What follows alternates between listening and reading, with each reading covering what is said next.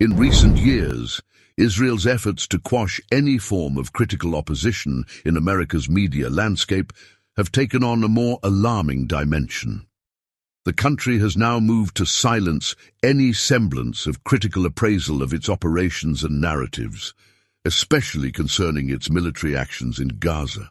This systematic suppression sees media outlets repeatedly striking down any opposition to the mainstream, approved Israeli narrative within the United States. Much like a dictatorship, the Israeli lobby in America ensures that anyone who dares to question the accepted narratives is swiftly removed from public discourse and subjected to various forms of humiliation. This raises the question, what is Israel hiding? As a self-proclaimed democracy in the Middle East, why is it so fearful of independent media scrutiny? The answers are straightforward. Israel does not want the American public to fully grasp the impact of its over 7 decades of military occupation and oppression of the Palestinian people. The standard narrative portrays the oppressed, whose lands and homes were seized to form the State of Israel, as the aggressors for asserting their rights to live and thrive as an indigenous people. This narrative casts the struggle of these indigenous people for their rightful land as terrorism, conveniently ignoring the actions of Jewish fighters against the British government, which paved the way for the establishment of Israel. The bombings and acts of violence by these fighters against British interests bear a stark resemblance to the actions of some Palestinian militants today, who are attempting to address the pains of occupation. The Israeli lobby recently targeted a quintessential media personality, Briahna Joy Gray, known for her critical stance on some of Israel's narratives following the events of October. The Hill terminated her career over what appeared to be normal journalistic skepticism during an interview with an Israeli hostage family. The open-minded thinker show has reviewed the video, and it is confident that Gray's approach was likely an innocent, critical examination of some of the hostage family's claims rather than a dismissal of the horrors of October 7th. You specifically will believe women when they say that they got hurt. All right, thanks for joining. Stick around, more Rising coming up next. Gray's dismissal strengthens the argument that Israel does not tolerate criticism and utilizes its lobby in America to silence dissenting voices and media personalities. Consider the case of Mehdi Hassan, who was fired from MSNBC at the onset of the conflict for merely questioning the prevailing falsehoods, masking the distress of the Palestinians and exploring why resistance persists in the region. Hassan condemned the atrocities committed by Palestinian fighters, but also called for proper condemnation of the Israeli Defense Forces, IDF, for their terror-like operations against Palestinians. Candace Owens is another example of the fate awaiting independent journalists who criticize Israel. She has been effectively silenced on YouTube, whether due to the platform's regulations or self-imposed silence. Her critical stance on Israel may have contributed to her 2-month absence from YouTube. This pattern of silencing critics is something Israel excels at, with Briahna Joy Gray being the latest victim. However, Gray remains defiant. In an interview with Glenn Greenwald, she expressed her determination to expose the truth for the sake of justice for Palestine, undeterred by her dismissal. Yes and no. So I have not had any communication with anybody from the Hill about the firing. The producer, Joanne Levine, has not returned any of my phone calls. I immediately reached out after I received this letter, in part because it wasn't clear to me from the text whether the 30 days referenced in the letter meant that they expected me to finish out the month, or whether or not Wednesday was my last day in office. And I texted her several times saying, look, I don't need to have a conversation with you. Can you just clarify that one point? It's so I can start talking about this publicly, you know what I mean? So no, to date, I've heard from nobody except for Robbie, who has been on vacation and who is frustrated by all of this as well. And to be clear, Robbie is Robbie Swabi, who's your co-host, with whom you have a lot of disagreements, including on Israel. Right. Yes, very publicly on the show. That's the whole point of the show. But behind the scenes, off camera, he's very supportive of our what we're trying to do on the show, of the project, of the show itself, and is very protective of it, and was very frustrated and disappointed in the actions that the Hill took. But I want to add some more context. I have been under a great deal of pressure for months and months now to tone down my Israel coverage at Rising. It started, I think, really in earnest about 6 months ago or so, when there was a radical shift in the staff at the Hill, where basically every single person who worked there was either fired or pushed out. The work environment was so difficult that they chose to leave, basically. And as new staff replaced them, particularly new producers who exerted much more editorial control over the content than had ever been exerted before, they particularly put a lot of scrutiny on coverage of Israel and started to refer to our coverage as an Israel block. So we do about 8 to 12 blocks, segments a day. And they started to refer to this idea of an Israel block, where we could only do one segment on Israel. And as you can imagine, Glenn, given the plethora of stories that come out on a daily basis, some of them are domestic politics issues, some of them are straight news reporting about whatever bombing campaign most recently happened in, let's say, Rafah. Some of them are about the choice to have Netanyahu come to speak to Congress. You might have a story about what happened on a college campus protest. You might have a story on and on and on. You could easily do 12 segments on Israel every day. And they were segments that were very popular with Rising audience. Unlike some other, I've been on the other side of that, right? I've had to talk about issues that I'm the foil for. I'm the heel for with that particular very ideologically mixed audience. But on Israel, it was a double header of a lot of clicks, earns money for the company, and is also something that's very newsy, and is something that ideologically I personally cared a lot about. And yet, unlike other subjects that were very newsy, let's say when we talked about a lot of COVID coverage, talked about some culture issues with trans issues and the like, there was never the same resistance to covering it as much as the audience wanted as there was when it came to Israel. Not at all. In fact, the numbers at the Hill have been down significantly again since this whole staff turnover earlier this year, in part because it almost feels, frankly, like they've been trying to sabotage the show for a long time. For example, the edict came down earlier this year that we weren't allowed to respond to clips. And as you know, Glenn, so much of doing a kind of an internet show is responding to, viral clips, whether they're, Tucker Carlson sat down with an interview with Thomas Massey, or Whoopi Goldberg said something silly on The View. I mean, that's so much of what the coverage is. But there was this decision to not disallow us from doing that. That caused a real steep decline in the kinds of segments we could do. And there have been I've been outright told that certain kinds of guests couldn't come on. For example, I was told that Norm Finkelstein, you brought him up earlier, the foremost scholar on Gaza in the entire country, if not the world, was banned because they said he was a, quote, Holocaust denier. This is someone whose parents survived the Holocaust themselves. So this is the kind of pressure that we've been under. And as much as you see me, arguing with Robbie on air, that is our job. In many ways, it has been more tense behind the scenes because of the editorial control that they have been trying to wrest over me personally. I think Robbie, frankly, he'll speak for himself at some point, I'm sure, but has been under a lot of pressure to push back against me in ways that maybe are even artificial to his own belief structure, because the show desired, people at the company desired there to be balance, even if this is not necessarily an issue where there are both sides. And I think that's ultimately what led to the interview, which is being held up as the pretext for my firing. Let me interrupt you. Let me interrupt you there, because actually exactly what I wanted to ask you about, and we're going to show that clip. I wanted to talk to you about it. But just to give a little context to this, I've definitely been noticing that you have been kind of ascending as a target by pro-Israel fanatics. I mean, they've been really going after you. You did this debate recently where it was very contentious, and the supposed neutral host, Konstantin Kizin, began attacking you in very vicious ways, calling you a DEI Barbie, and then pathetically and cowardly denying that he was referring in any way to your race. Made. Yeah, exactly. It could be your. Yeah. You should change your Twitter name to that. But clearly the fact that you are out there, that you do have this kind of platform in corporate media where you've been using it to be so vocal in your criticism of Israel, has really made you public enemy number one.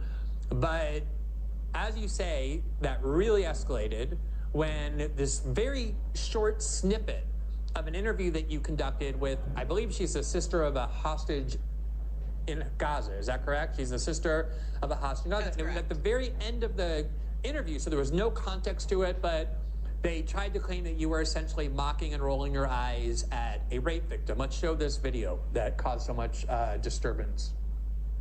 Thank you, me too. And I really hope that you specifically will believe women when they say that they got hurt. All right, thanks for joining. Stick around, more Rising coming up next. Now, Briahna, I honestly never knew that there were so many people on the right who embrace this phrase, believe women. But ever since October 7th, they've been kind of chanting and marching around with their fist in the air, chanting this like they're Gloria Steinem or something. I mean, before October 7th, the idea was, no, we don't believe women. We want to see evidence. And you can question the evidence. I guess that is yet another view that changed. But what happened there? Were you mocking and rolling your eyes at Israeli rape victims, or explain what it is that you were doing? Of course not. And I am hesitant to give the Hill more clicks at this point, but I do encourage people to go and listen to the whole interview, because there's a couple of things. One is that this is not someone that the Hill reached out to. They weren't looking for a guest who was a family member of a hostage, or who gave the perspective of what those family members are going to. This person offered themselves up, and very specifically when making the request, said that they wanted to talk to me. And when our producer Joanne forwarded the request to me, I don't have the exact language in front of me, but immediately a red flag went up, because it seemed to me that this was someone who had a personal vendetta and agenda against me. And I was cautioning Joanne against having yet another person on that wanted to litigate what they found distasteful about my own personal political views in the context of a show where I, as a host, really don't have the opportunity to go back and forth. I have to, moderate a show, be gracious to the person who has come there. But when they sort of open the door to personal attacks, it upsets the balance in a way that I don't think is really appropriate for the show. But I was in a position where I was under a great deal of pressure, once again, to have balance in the coverage that was happening on the show, despite the fact that my radars were one of the only well-performing segments that were happening on the Hill at the time, because of the decline in viewership that I was alluding to before.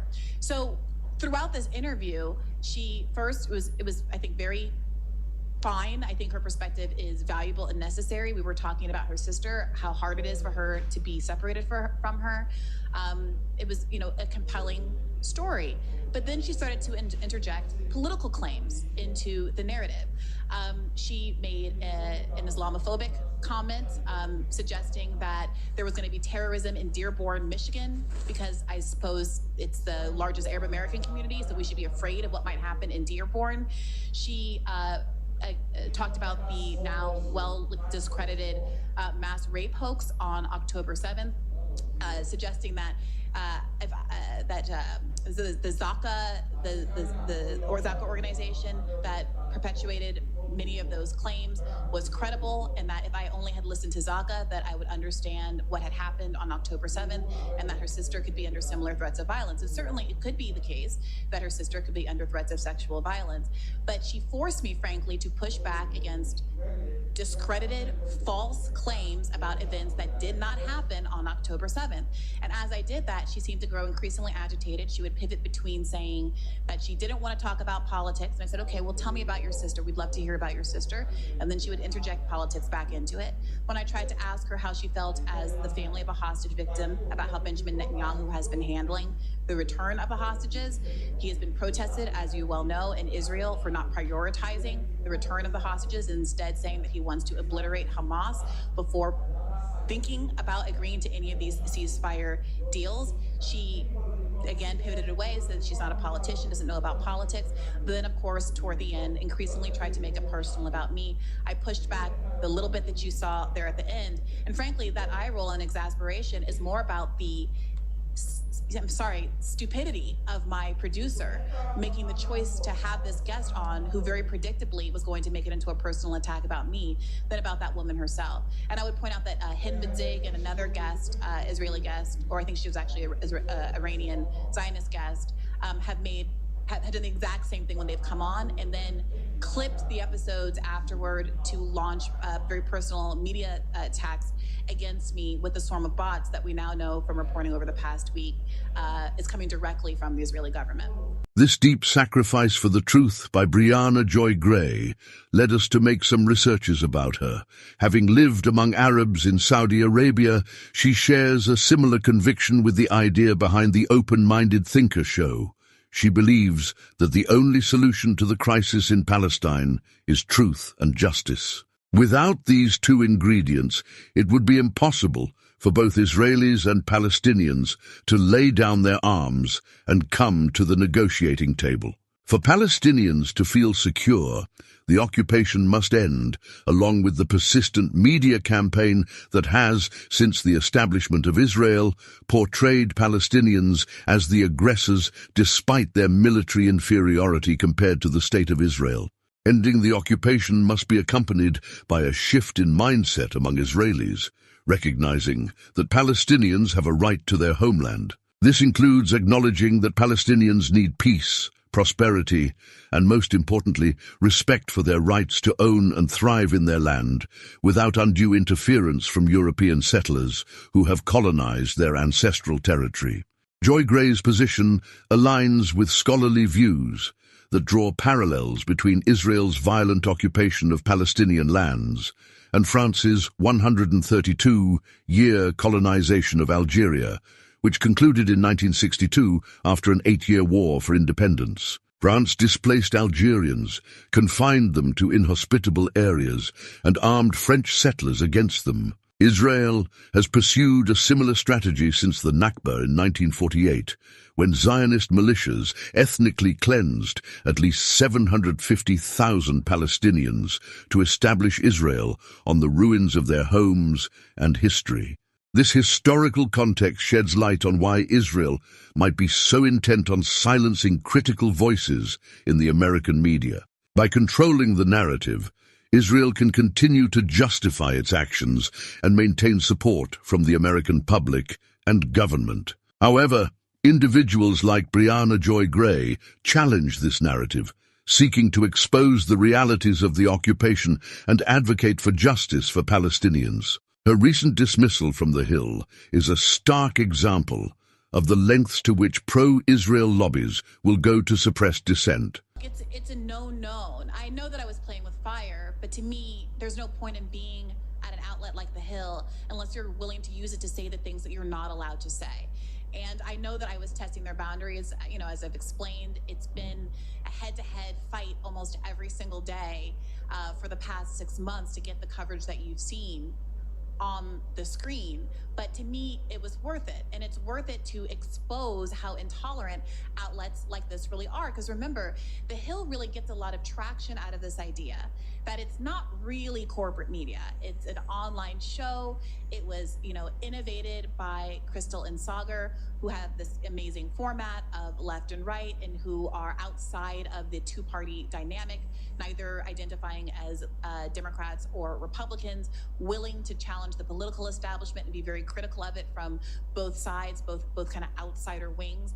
And they cover a lot of issues that are about speech suppression. We covered the Twitter files extensively. We cover COVID misinformation. We covered all of those things extensively, and really sort of the show brands itself as being different from other sorts of corporate media. We don't censor. We cover people who are censored. We have, Matt Taibbi on. We have Ken Klippenstein on. We have you on. And so I do think that alone is what kept me around so long, even as I was causing so much trouble internally. They were worried about the brand hit that they were going to take, especially after what happened to Katie Halper. So yeah, obviously I regret it insofar as I think it's important to have a left perspective on relatively mainstream platforms. That is why I was there. I think it's important, and that is a loss in and of itself. But I also think this is an important teaching moment, an important kind of reckoning moment about how powerful, and this is not, a trope or stereotyping. I'm talking about a news story that was reported this past week about an Israeli branch of government that has a social media campaign to influence U.S. lawmakers. This is what we're talking about here, the incredible influence of not just AIPAC as a lobby, but Israel as an institution in dictating America's media agenda and political agenda. And it should not be missed, by the way, that in both the pile-on that happened about a week ago over the debate that I did at the dissidents conference in New York, that debate happened a month ago. That clip was surfaced and circulated about a week ago by people like Richie Torres, who were one of the Congress members that the reporting about the Israeli influence campaign specifically says was involved. And he also was involved in surfacing and disseminating the eye roll clip, which is purportedly the reason why I've been fired, although of course that's not what the Hill has said. I really do think it was a pretext, given my long-standing commitment to covering truthfully what has been going on the ground in Gaza. They will snap in line. There's obviously a contingent of folks who, to date, are still saying, yes, I'm very disappointed in him, but we've got to vote blue no matter who. But what has been really remarkable to see for me is that even people who were very critical of Biden, but who also said he's better than the alternative, have now changed their tune, who have changed their mind, because for them, a genocide, or what the ICJ has at least described as plausibly a genocide, is their red line. And, I'm alluding to my friends, Crystal and Kyle, who I have the utmost respect for. We had a public debate on their podcast, I think end of last summer, about whether or not, the left should vote for Biden. I felt very strongly that they should not. This was before October 7th. But they felt, and they make a reasoned argument along these lines that I respect, but disagree with, that because of certain labor gains, the improvement to the NLRB, those being building blocks for a bigger left movement, that it was worthwhile to vote for him. Now, post October 7th and post the 8 months now of ethnic cleansing that we've seen in Gaza, they do not feel that way. And I admire that shift, and I very strongly agree with them. I'm so glad that we're all on the same page. But to me, that speaks volumes, that very intelligent people made a reasoned argument and said, at one point, yes, even knowing all of the critiques more than most folks, because who criticizes Biden more than people like Crystal and Kyle? Very, very few. That they still felt like there was like a kind of political argument to voting for him then, but not now. The efforts to silence dissenting voices and critical perspectives in American media reflect a broader strategy by the Israeli lobby to control the narrative surrounding the Israeli-Palestinian conflict. This strategy not only undermines journalistic integrity and freedom of speech, but also prevents a comprehensive and balanced understanding of the conflict from reaching the public. The cases of Briahna Joy Gray, Mehdi Hassan, and Candace Owens illustrate the severe consequences faced by those who challenge the mainstream narrative. To move towards a just and lasting solution to the Israeli-Palestinian conflict, it is crucial to uphold the principles of truth and justice. Independent journalists and media personalities must be protected and their voices amplified, ensuring that all perspectives are heard and scrutinized. Only then can we hope to foster a climate of mutual understanding and respect, paving the way for peace and reconciliation in the region. The ongoing struggle